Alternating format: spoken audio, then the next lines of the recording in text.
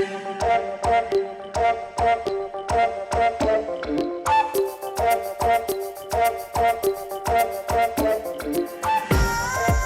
everyone. Welcome to another episode of Against Gravity. This is your podcast that speaks to change makers, legacy builders, and people who are really improving lives across the world with what they do.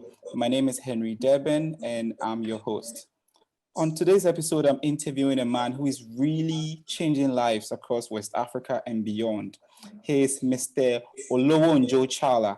He's the founder and CEO of Alaffia. I mean, I've seen Alaffia in so many shops, and I think you listening have to. Growing up in Togo, Olowo-n'djo shared an 8 by 10 feet room with his mother and 7 siblings. At the age of 5, he began helping his mother on the family farm after he dropped out of school to support the family. One of his many duties at home included gathering and selling shea nuts in the local market, and he witnessed firsthand the injustices and inequalities many of the women in his village faced on a daily. Together with his wife Prairie, Olowo-n'djo established Alaffia, a social enterprise which handcrafts award-winning clean and fair trade beauty and grooming care products to fight the injustices that existed in West Africa. Today, the organization has advanced gender equality in so many ways and continues to alleviate poverty through their fair trade of indigenous African resources such as unrefined shea butter, the African black soap, coconut oil, and the neem extract. Today, Alaffia has directly impacted the lives of over 250,000 individuals in West Africa and sells their goods in 11 countries. So there's a lot to talk about with my guest, Olowo-n'djo. Hi, Olowo-n'djo. Welcome to Against Gravity once again. Thank you. Thank you. It's a pleasure to be here. Thank you. Right. I mean, you are a change maker, a legacy builder by all standards. I've read an amazing profile of you, really illuminating. But in your own words, who would you describe yourself as? How would you describe yourself as? Who is Olowo-n'djo Tchala?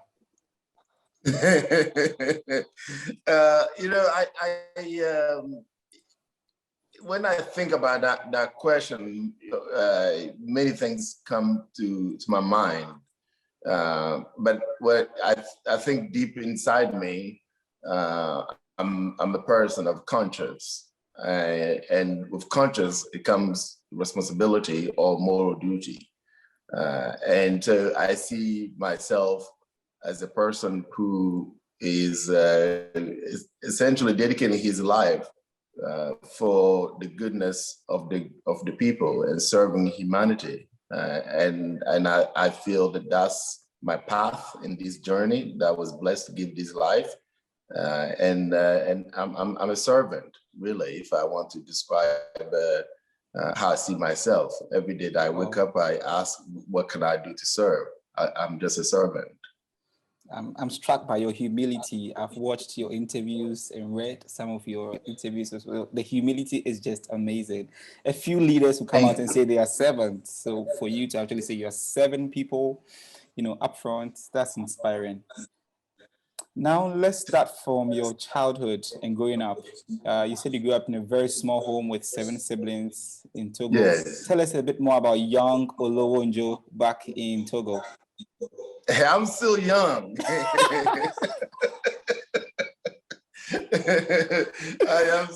I'm still young. Boys never grew up. I don't know about you. Maybe you're grown up. I'm not. From my understanding, it takes a long time for boys to grow up.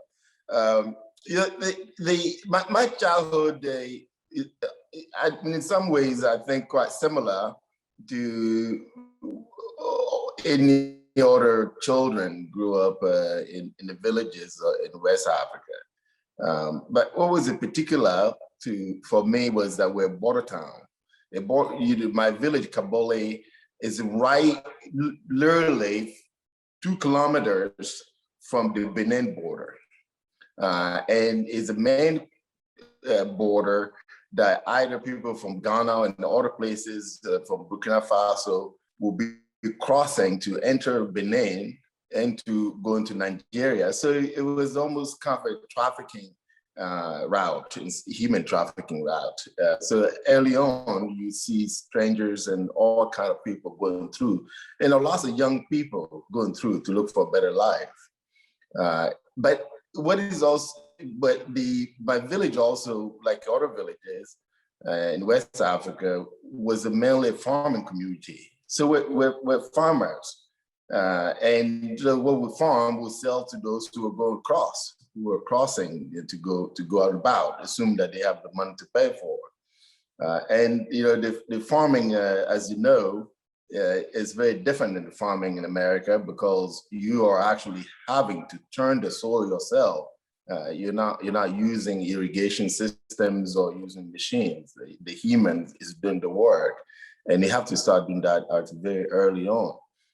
And so by 5 o'clock in the morning, we're already up, and you get on your knees.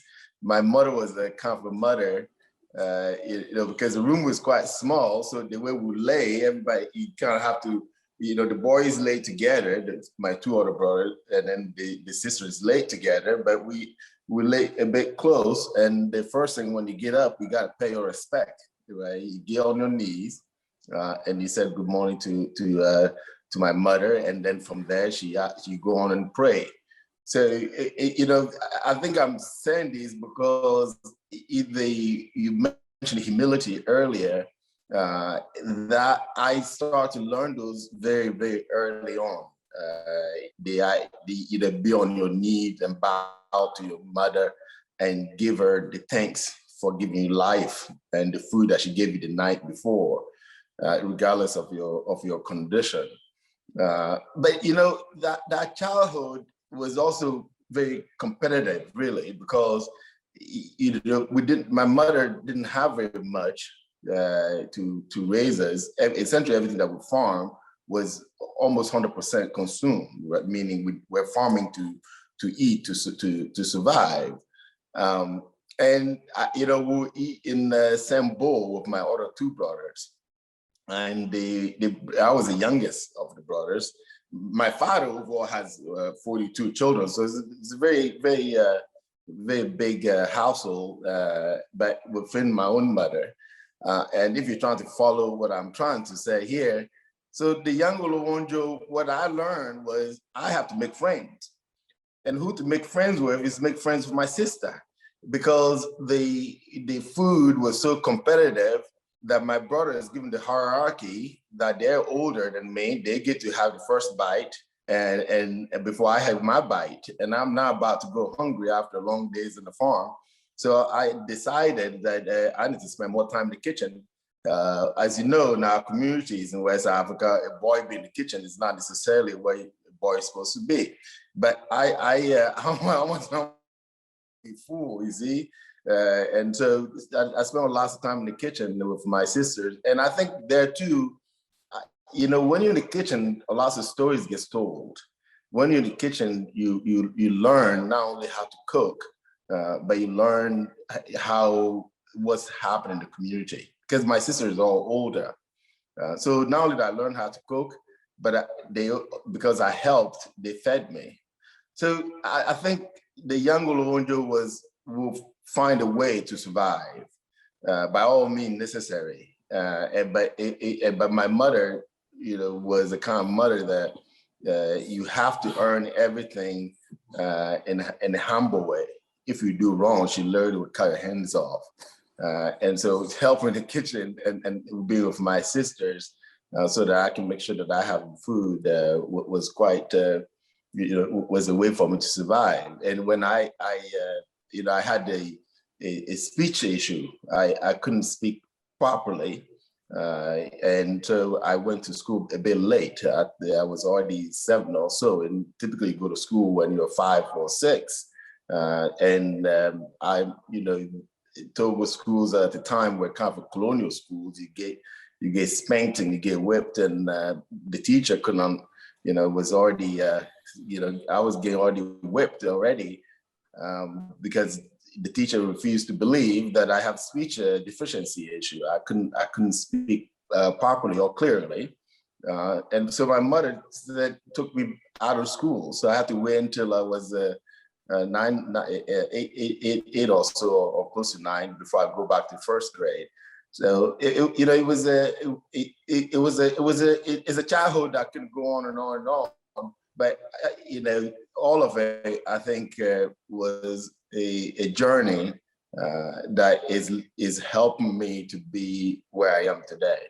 Yeah, I totally agree. And I'm thinking, at that time, what was your dream career? Where did you see yourself in like 15 to 20 years? What were you dreaming to become? Well, I wasn't good at school, right? In fact, I was told that I was stupid. I was not a fast learner. So the idea of education or career path in education, you have in Togo, you really have two choices, really. You either go to military or you work for the government. That's the main employer. It remains still the main employer. So in order to have either of those jobs, you need to be good in school. And so my dreams were not in any of those, but I was selling things in the market already, right? But I knew that I will self-sustain myself no matter what, because I felt quite bad for my mother having to work so hard for all of us, and I want to take some of the weight of her. So my dreams were eventually to be a good farmer, you see, and to be a good farmer. But I wanted to be a farmer that I'll make and more than what we're doing. Meaning that, because we were just farming just to eat, and I want to not only farm to eat, but I want to farm to sell extracts. And I had a dream that perhaps one day I'll have a bicycle, really, because we didn't. Those are the young Olowo-n'djo. Those are the dreams. But I was quite curious and wanting to understand the world at the same time. But when you're in the village, your dreams are within the reasons of what you see. Interesting. And fast forward to 1996. I know your life changed when you met a young woman from rural Washington, Prairie Rose Hyde, who was then a Peace Corps volunteer serving in your village of Kabuli. Today, she's your wife and co-founder of Alaffia as well. Take us back to the day you met her. How did it happen?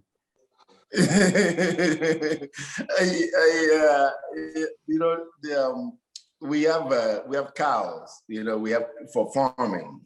And at the time in my village, the cows, we also use them almost like a taxi, right?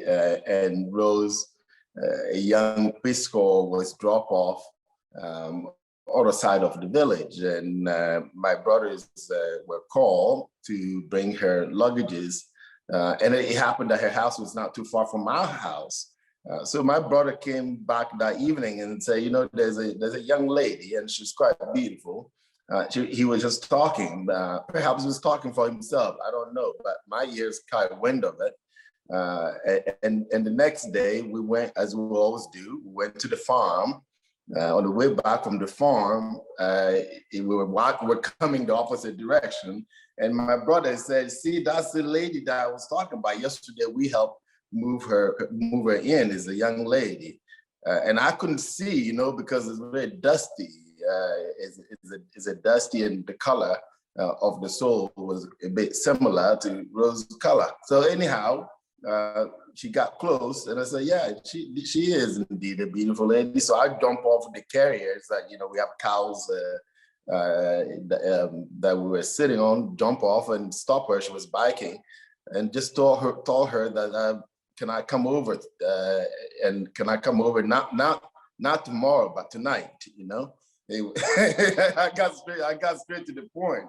So I went and visit on, and and quickly Rose learned that these guys may have some funny ideas, and so she started locking her door. Every time I go and visit, she would lock her door. But her outhouse is outside. So eventually, I knew she would have to come outside to use the bathroom. So I would just wait. So I was persistent consistently, and then eventually, the rest of it is history. Oh, well, it's a match made in heaven. Interesting story. It takes confidence, I think, and you had that. If you were shy and you held back, maybe we won't be celebrating the story of Alaffia today. So that's pretty interesting. And then 2 years later, you moved to the US. This is an Anglophone country, culture is different. What were some of the cultural shocks and challenges you experienced then? I think I'm still culture shocked. I am. For me, deep inside me, I don't feel that I have moved to America. It is true that I spent since then a great majority of my time in America, but I remain very connected to the land, very, very connected to my people. That was critical for me. And I was very close to my mother, so it was quite, it was important to be connected. And to this day, I'm quite frequent, except for last year on visiting the ground. But you have to imagine at the time, when I came to USA, my world was quite a small world. You see, I pretty much only knew Togo, and I only knew northern Togo. So even coming to Lomé, the capital of Togo, is a cultural shock itself. And let alone come to America. I remember I first landed in New York, and I asked myself, what do Americans do? Did they just build concrete? Because I have never seen so much concrete in my life. Everything seemed concrete. And I had headache just for the sheer amount of concrete. When it comes from dust and mud, and then everything is concrete, you begin to understand why are these people building so much concrete. And I think also these are very common to many of us that come from where we come from. The essence of community is you don't feel it, right? Because it's almost as if you have a cover. I might be in Togo trying to have tactical or whatever strategy to help my sisters so I can get food. But you have this fabric of the community that somehow something is protecting you, right? That you feel safe. So when it comes to America, you don't have that cover, either invisible cover anymore. So you feel vulnerable in some ways. And I think, for me too, I didn't speak English. And I want to communicate my mind. I want to talk. I want to understand. And so that was an extreme challenge, but and so I quickly began to learn English because I feel that I need to understand the community that now I'm involved with. So it's still a journey, right? It's a continuing journey. Definitely. Oh, interesting. And I know in 2003, you started Alaffia as a shea butter cooperative. Why that line of business? I know you were helping your mother with shea nuts in the village back then when you were young. Is it connected to that? Why did you settle on shea butter as the line of business you wanted to go into? Yeah, originally the intention was not personal care. However, the goal was very clear to me that I would go back home, right? Because when I start to go to school and learn English, I quickly realized that there was a brain drain.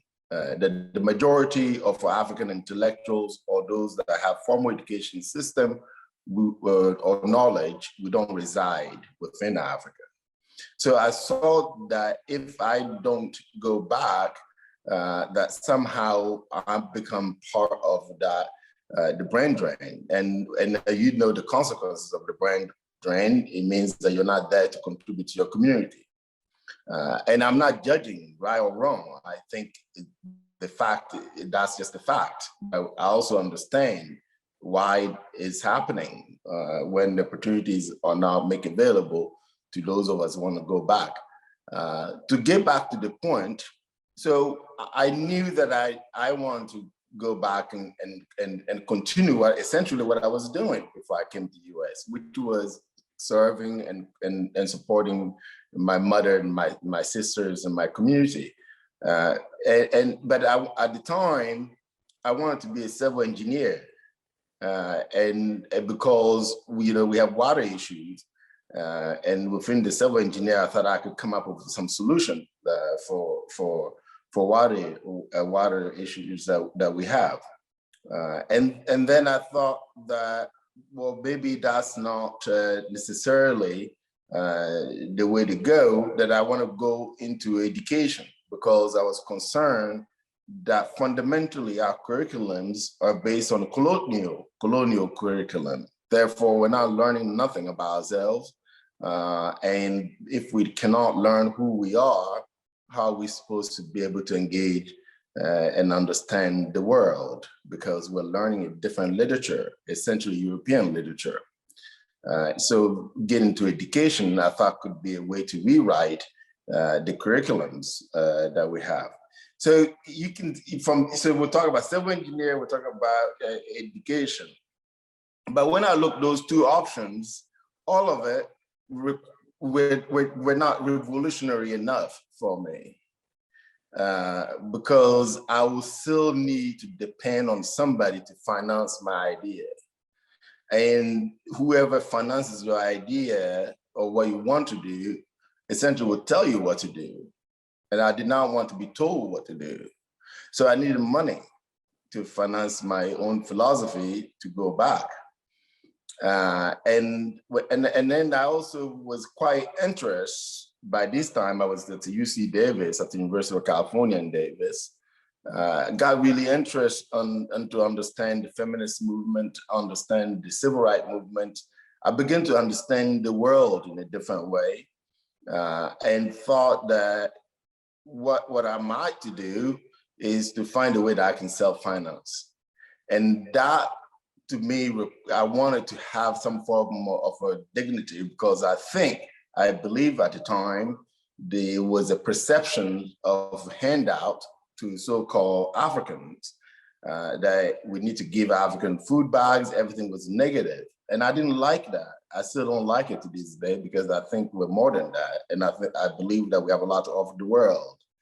So I wanted to essentially do something that would begin within Africa, that the first sweat must start with ourselves, not elsewhere. Because the truth is, I came to understand at the time, if things would get better for us, why is it that we're still so poor?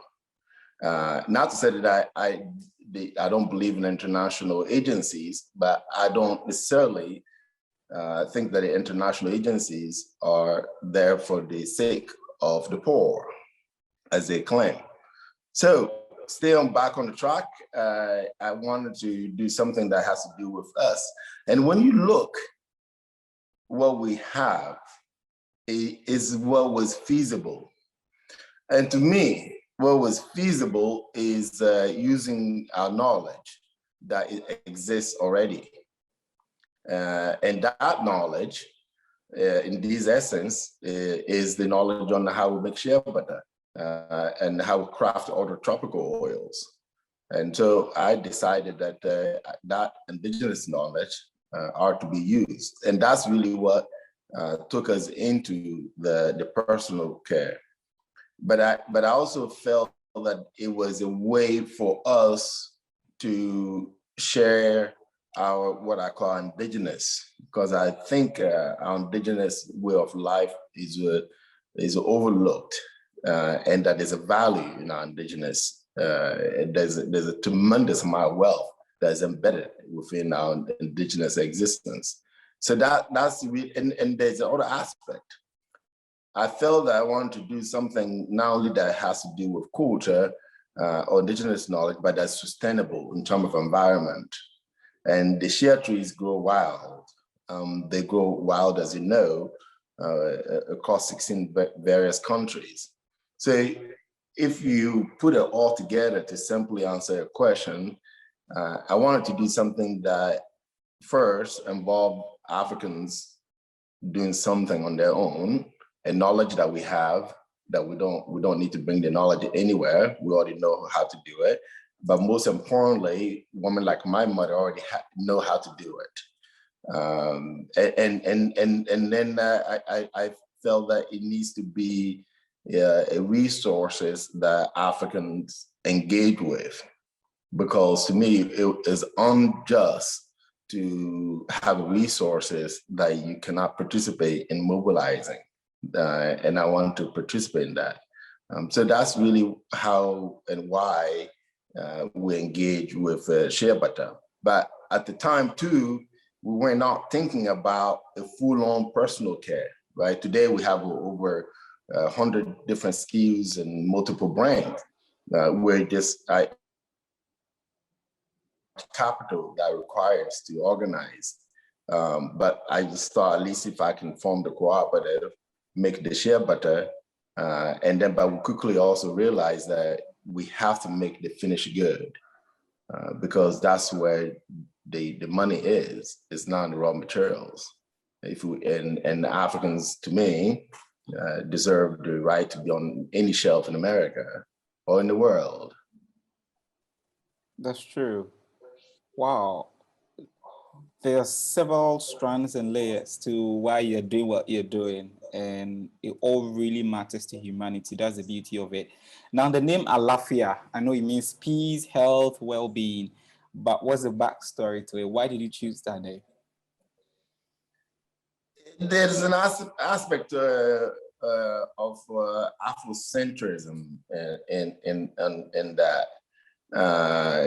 I think the name, as you know, the definition of it is quite clear, like you stated. But I felt that Alaffia, for what Alaffia stands for, must embody an African name. And so aside from the mere definitions, not only that it needs to embody an African name so that shows our origin, but that without any word, just Alaffia itself defined the guiding principles of the reasons of our existence. Because when you talk about health and peace, those two things are a combination that's necessary for any society to function. And I think that's what Alaffia represents. But like I said, I want an African name because I thought that that's important. Don't get me wrong, we do have other brands that are not African name. You don't make them any less important, but the heart of the organization must be Alaffia. Oh, beautiful. I love that. And let's talk about starting as the cooperative back in 2003. What were the challenges you faced in general, and more specifically to Togo? How difficult was it starting Alaffia?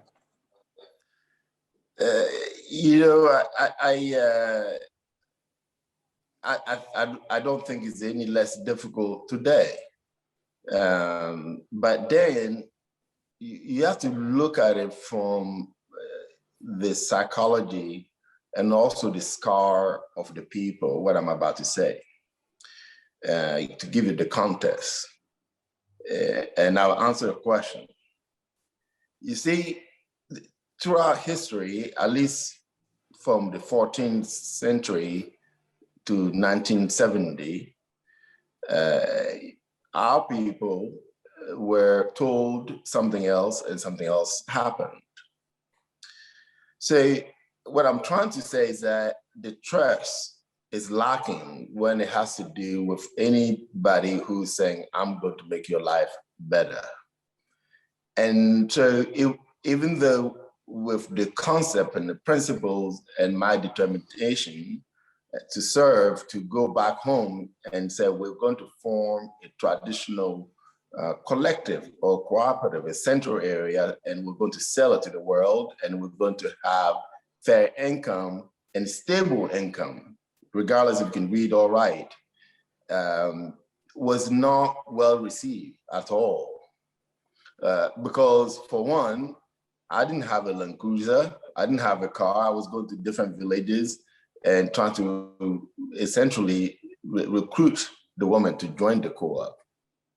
And most of the women would not participate. And you can imagine with how discouraging that could be when your own people don't believe you because you show up in a moped instead of because they used to, you see a big car, oh, okay, this guy can do, maybe could do something. But you show up in a moped because that's all I have. I didn't even have a place to stay. I didn't have a house on my own. I remember my mother telling me, why would you want to do this when you yourself don't even have one room to sleep in? You're not even done with your own education yet. And so that was a challenge. And the heart of the challenge also was I was determined that at least 70% of the 40 different ethnic groups that are in Togo, not only that it needs to be a woman primarily organization, but we need to be ethnically inclusion. That poses a great challenge because now we're saying different languages got to work together in one place, because the sense of unity was very important to me, because I felt that throughout history, only certain ethnic groups would lead and others are left behind. And Alaffia cannot do that. If Alaffia want to represent the form of justice and equality, it must also be part of it, and all ethnicities must be represented. So that was a tremendous amount of challenge. And 3 months later, into this process, I was able to have enough, about 16 women or so who gave me the chance, and the rest of it is history. Wow. And the most important thing is you're able to surmount it, and we are celebrating the sweat, the toil, and the strides you've made. From our conversation, I can tell your purpose is at the heart of what you do. And so many startups, do not really invest in social development initiatives done massively like you did. Looking at the maternal health care, educational care project you started 3 years right after operations. I mean, why is social investment so critical to your business at Alaffia? Well, it is why Alaffia was formed. See, Alaffia was not formed for my self-wealth creation. And so, and it was not formed for marketing reasons. And I think that, I wasn't thinking of it as a marketing initiative, but instead as a movement. See, the one thing that we didn't talk about is when we even tried to, borrow $50,000 from the bank. And the first reason of denial from the bank was because I told the bank that I wanted to start a revolution. And so, but it was a peaceful revolution. Bank said, we don't finance a revolution. You see, but so what I'm trying to say is that Alaffia is about a social movement. This is an economic change. So in order to do that, you have to, two things need to happen.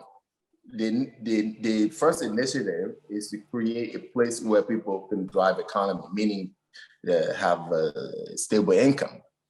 So that's what we call the cooperative or Alaffia village. So that's created. And the second part of it is that you need to invest in the society. And invest in society, you have to invest in the drivers of the society. And the drivers of the society is our education and their health, their maternal health. And the environment is part of it as well. So to me, if you remember what I said earlier, I needed the money. Essentially, we create and we sell product so that we can invest in a philosophy that I believe a path forward for Africa. I don't believe that I did not, then I still don't believe today that Africa, and I'm speaking in general terms, it's true that we need to get out of poverty, but I don't think we need to choose the same path that America or the emerging economies are choosing, because it's extremely destructive to the world, to the environment. I believe that we are to choose a different path, and in order to do that, you need to invest in those initiatives. So I think not only that I think, but it is the right thing to do, right? It's the right thing to do because if anybody with a conscience that looked the continent that went through slavery, went through colonialism, now we're going through a post-colonialism. The key issue, I think, is the non-reinvestment. Everything gets drawn, and it's fine. I do believe we ought to share our resources and our knowledge with the world. But how do you balance it? You balance by investing back into the community. And that's what needs to take place. So back to your question and answering that question very simply, I think it's a moral thing to do, and it is what Alaffia was created for, and that's what Alaffia has been doing for 18 years.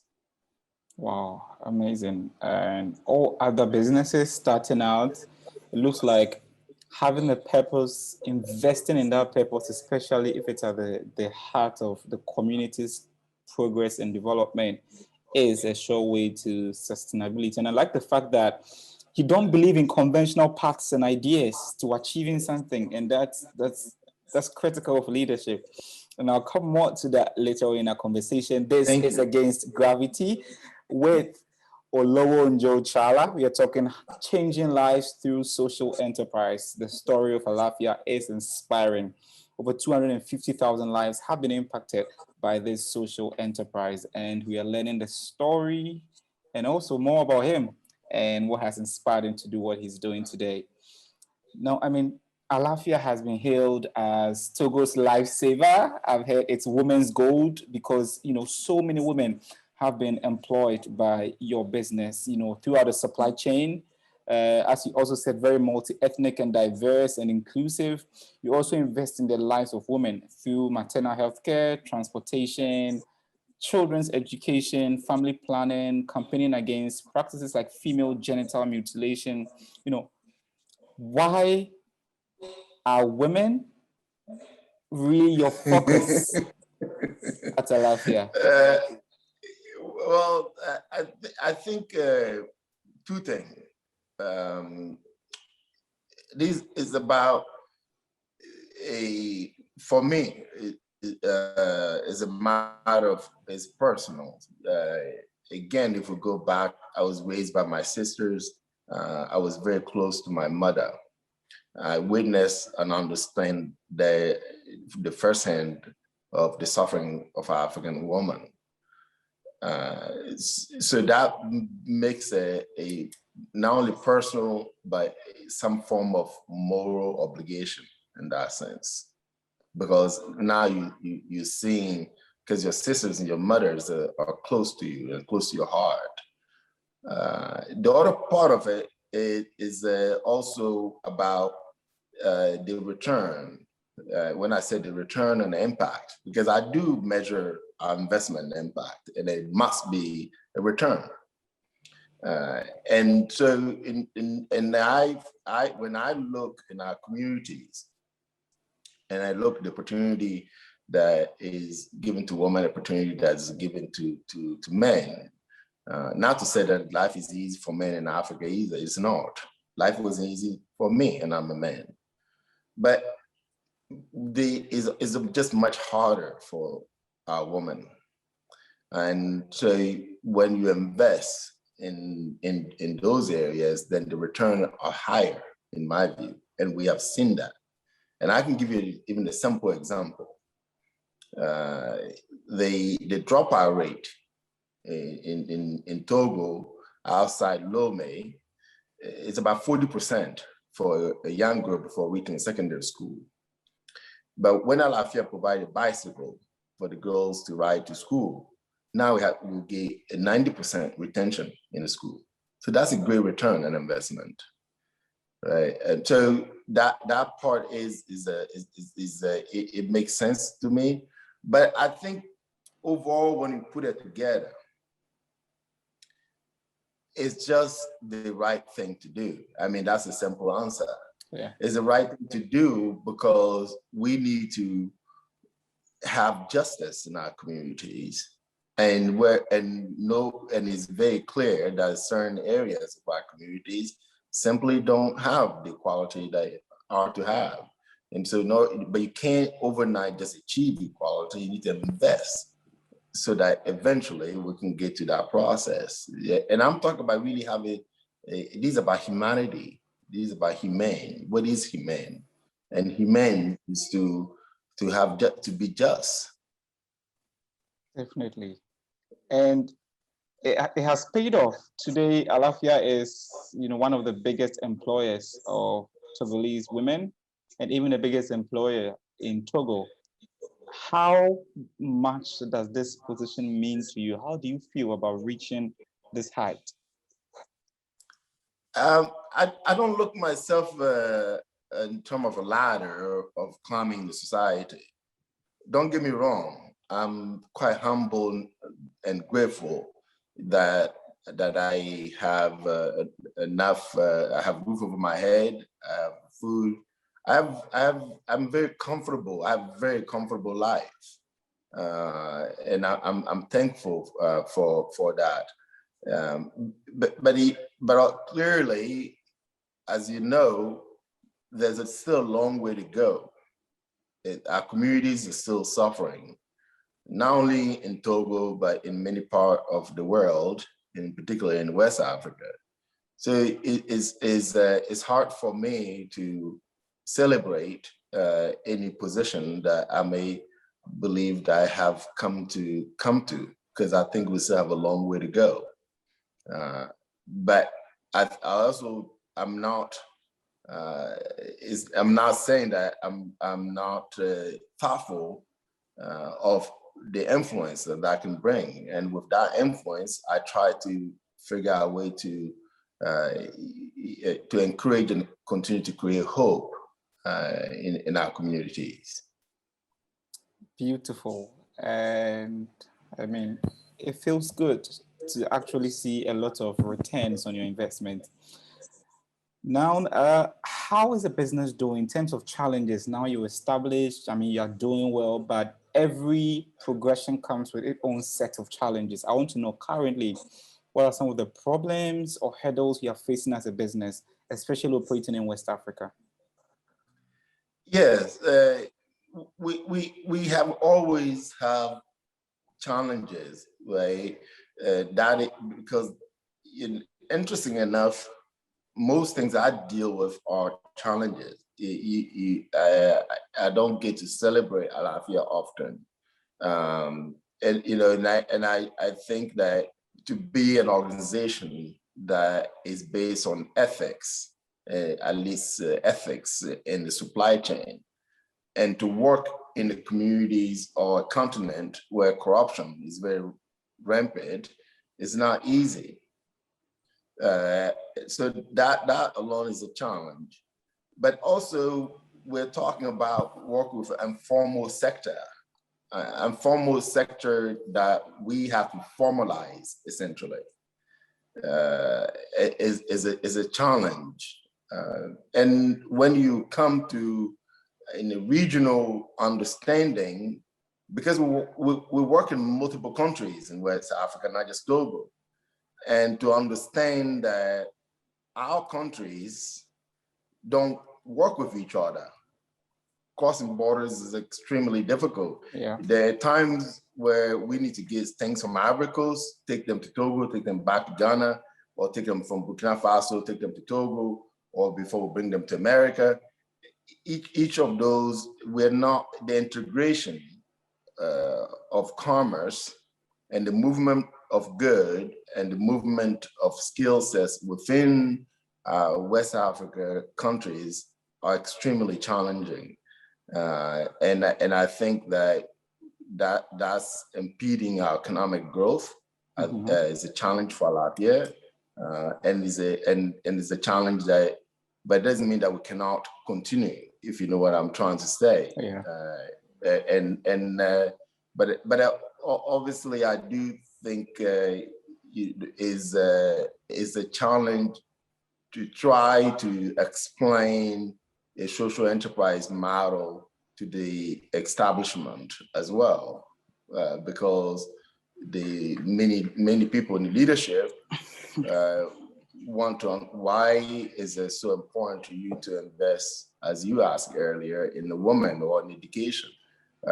But because it is so those are challenges too that you have to manage, you have to deal with, and you have to remain clean.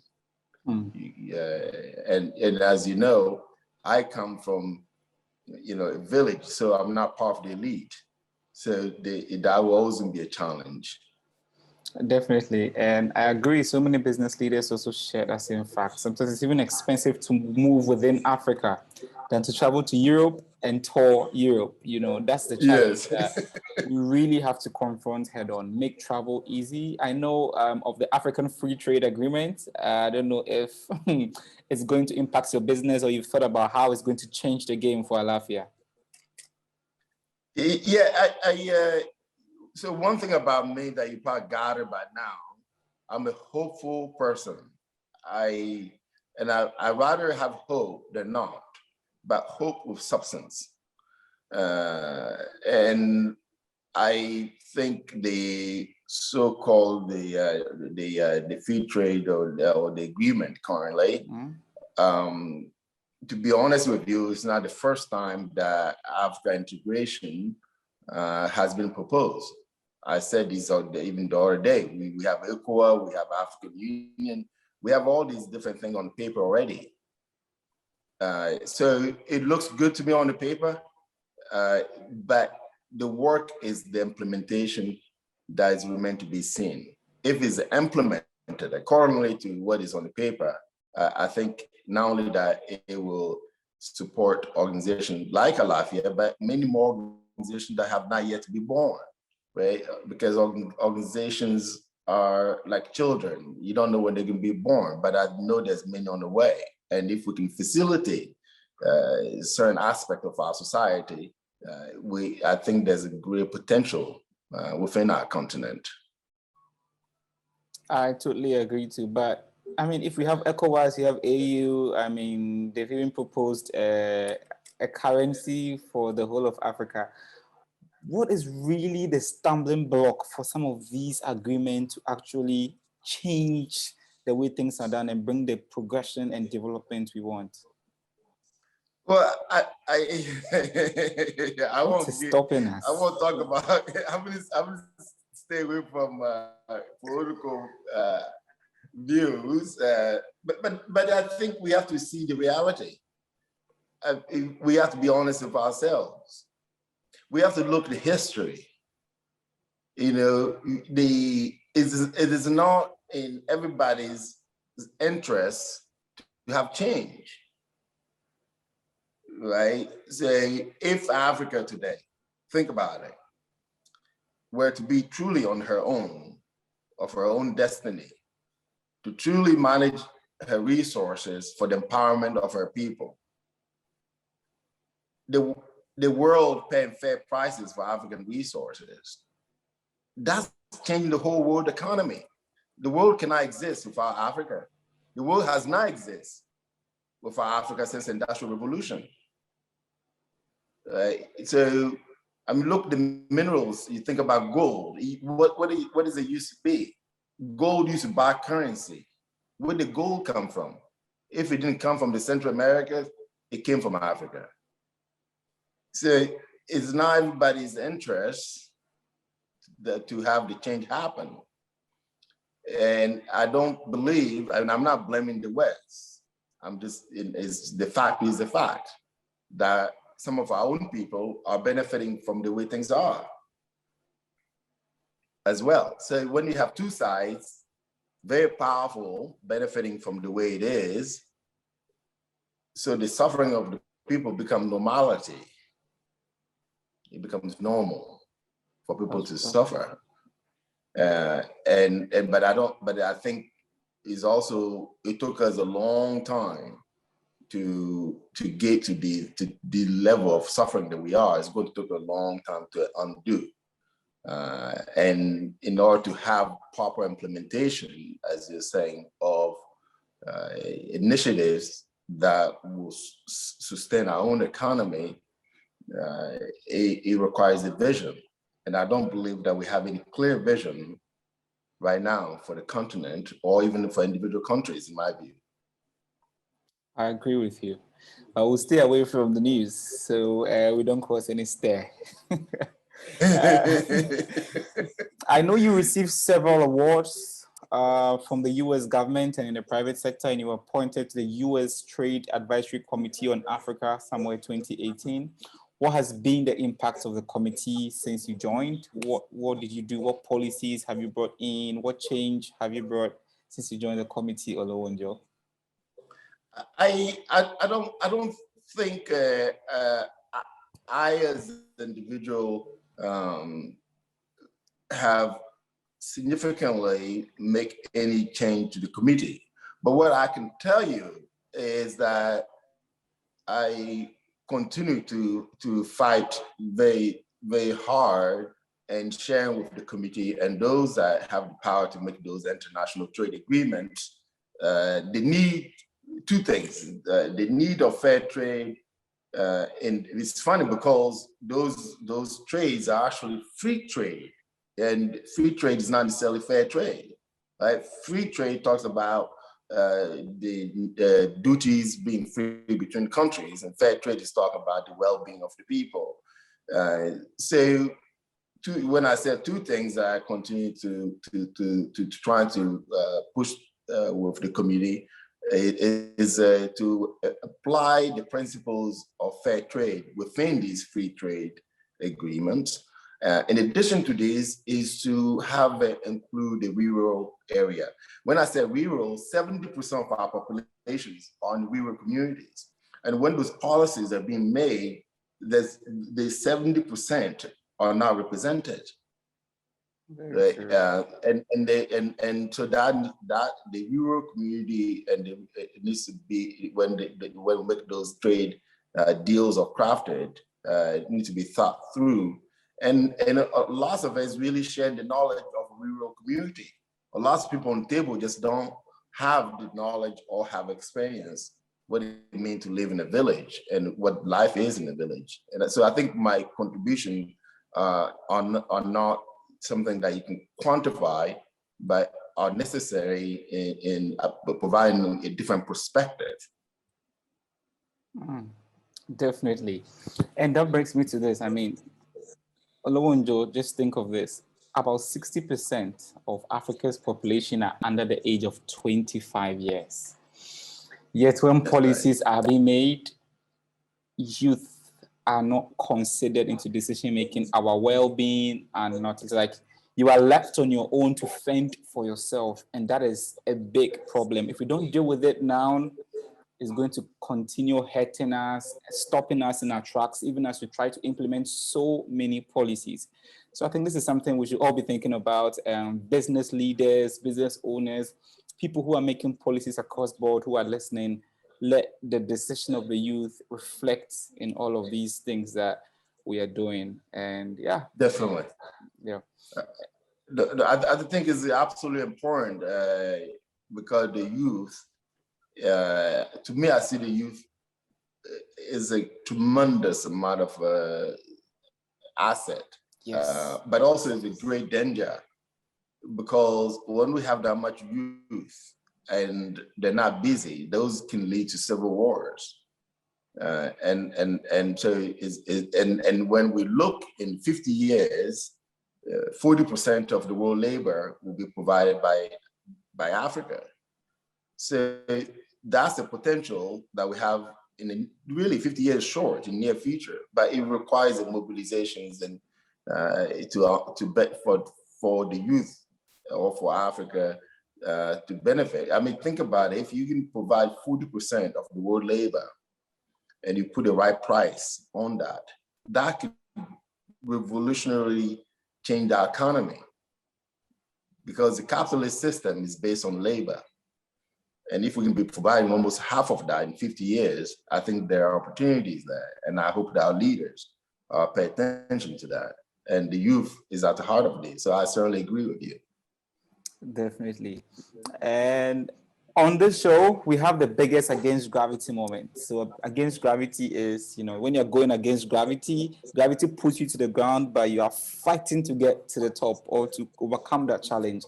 So I want to know, throughout your life, going up till today, what has been the biggest against gravity moment for you, the biggest challenge that you're able to tackle head on and surmount?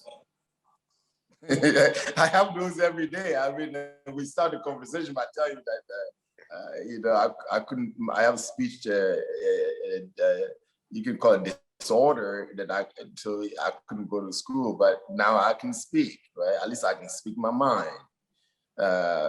But truly, back in 2008, I think it was one of those moments where the global economic was collapsed, and I was extremely concerned how to continue the journey of Alaffia. And from there, it was when we decided that we can create a whole new set of product that we can sell at to break even, just enough to cover the cost of the product. So if you think about gravity, you're talking about global economy collapsing, but you need to introduce a new product and you don't have the funding to do it. But you cannot fail, because when the global economy collapse, it means that poor people actually suffer even more. And the duty of Alaffia is to reduce the suffering of the poor people. So that moment, to be clear, was going against all odds to stay alive. But we did. We created the product, and again, because of mission. If the mission was based solely on self and wealth creation, why would you want to sell a product at break even? Obviously, where's my part? But because Alaffia's existence is about the people, it was fine to sell at break even, but it wasn't easy. I spent a lot of time mixing lotion at that time myself, and making sure that we get product on the shelves across America so that we can keep our communities going in West Africa. But equally important, though, it was something that was necessary for America too, because Americans' economy decline means that they still should have access to a clean and ethical product at a price that is fair. And I think Alaffia was providing that and continue to provide that today. Definitely, I agree. And I think one thing I didn't add, but I want to ask, is about your wife, Prairie. I mean, she's been a critical part of the business as co-founder. I want to know, how helpful has she been to the story of Alaffia that we are seeing today? Well, I wouldn't say just helpful, is a key, right? Because first of all, I'm blessed to have a woman like Rose to have my daughters, right? Because we all need a good woman to help us bear good children. So that's I know that wasn't the question, but you got to always be grateful for that. But as far as the organization, Rose the ethnobotanist, almost the entire portfolio of our original product, she was the one that formulated. We couldn't afford to pay somebody to formulate our product, and that's very critical. And to this day, she worked mostly onto our community impact. So she helps to manage the community impact, and that's very critical to the heart of the organization. So now that she was helpful, she continues to be helpful today. Definitely. And one question a lot of people have been, I spoke to a few people who use your product in Ghana, and we're like, you have to ask him this question because I watched him on CNN and I think I want to know. According to the Belgian project, Togo remains one of the least developed countries in Africa, with over 70% living under the poverty line. With the impact you've made in just over a decade, over 250,000 lives impacted by your work, do you have any presidential ambitions to really help change the fortunes of your home country on a national level? I mean, look at me. Do I look like a politician? You don't need to look. You can be the change maker on a national level that they need. I barely even shave. My beard is scruffy. My hair is not to the part. It's not well combed. I don't wear suits. I'm teasing. Frankly and honestly, politics are not my thing. I don't believe that going to politics or being the head of the state of our small country is what would reduce the suffering of the people. And I said this because I believe in the market. I believe that market is where change takes place, and economic changes is where we need to focus, but also need to be Pan-Africanist.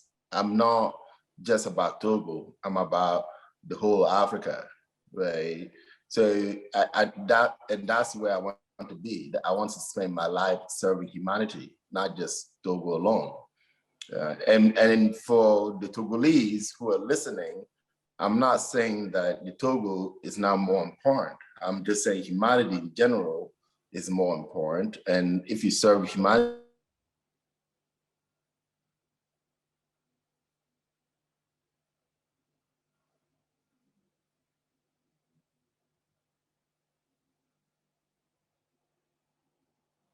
please so many different people.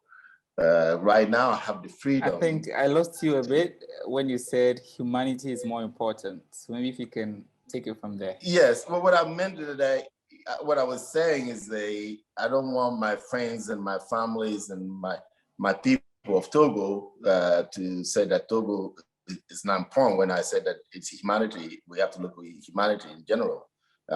So for me, I rather collectively serve humanity in a Pan-Africanist way or globally than just serving just my country only. Because we have to, the whole boat need to rise, right? Or the whole ties need to rise, and we need to rise together, not just one country. But what I also want to add, because this is a very important question, that now I have been free to essentially practice my beliefs. And if you, as you said, those investment in the communities can be done. To be a head of the state, I think sometimes limits your freedom to focus on where your heart is. And I want my heart to be in the right place and to continue my journey. Definitely. You don't need to be president of a country to really make large-scale change. And exactly. Yeah, you're doing that already. And I wouldn't be a good politician anyway. So we want an unconventional leader. Maybe we'll find it in you. Well, Olowo-n'djo, my final question for people listening, for the 60% of young people under 25 listening who may share a similar situation as young Olowo-n'djo Tchala back in Kabuli, in Togo, what's your final message to them? Why should they believe in themselves? Well, first, before I get to the final message, is to hang on. When I said hang on, because the situations are they're not easy and clearly not pleasant. But the future will be better. But also, I want to say that for the young folks out there, when you look around you, it seems that everything is impossible. That's how it looks like. But just try to look deep in your heart and your conscience. And whatever is maybe troubling you, when I say troubling, what you see in your conscience, and come up with a solution. That's what I did, really. You can say, yes, I was in America, or I got a chance to be here and there.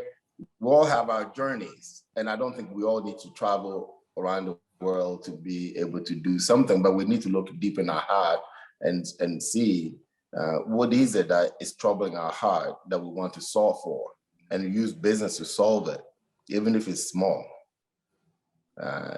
So I guess what I'm saying is that we need our young people now to give up and to believe that, look, if I could do something, we can all try. And when we try, we fail, keep on trying, because we can fail many times, but just get up, crawl, whatever it takes, and do it for the right reasons. Not because of our suffering that we need to cut corners. Let's do it for our heart. Let's do it for our people, and let's do it for the sake of goodness. Let's do it for the sake of goodness. Really striking words there from Olowo-n'djo Tchala, bringing us to the end of Against Gravity. Thank you so much, Olowo-n'djo, for being a guest, for appearing here to speak about how you're changing lives through your social enterprise. I've learned so much, and I know our young creative African community who are also going to listen and watch on YouTube would learn a lot from your story. Thank you so much for coming on Against Gravity. Really, truly, and Henry, I can't thank you enough, because I believe that this is how change happens. Is through actions like what you're taking, platforms and discussions, and that is part of the movement. And so my hat off to you, and I wish you the very best luck, and to continue. And for our brothers and sisters out there, we're all in this together, and I feel quite blessed for the opportunity to speak with you. Thank you so much. Thank you. We're also grateful. Thanks for listening to Against Gravity, powered by Picha, your Afrocentric visual content provider. You can access this episode on Apple Podcasts, Spotify, and Castbox. It's titled Changing Lives Through Social Enterprise. And remember to check out our Afrofem collection of images showing the diversity of Black women as we continue to celebrate the intelligence and the positive impact of women across the world. And I'm inspired by today's episode of Against Gravity. This conversation has really changed my life, and I think it has changed yours. So thank you so much for finding time to join us on this episode. Have a great one. Take care and bye.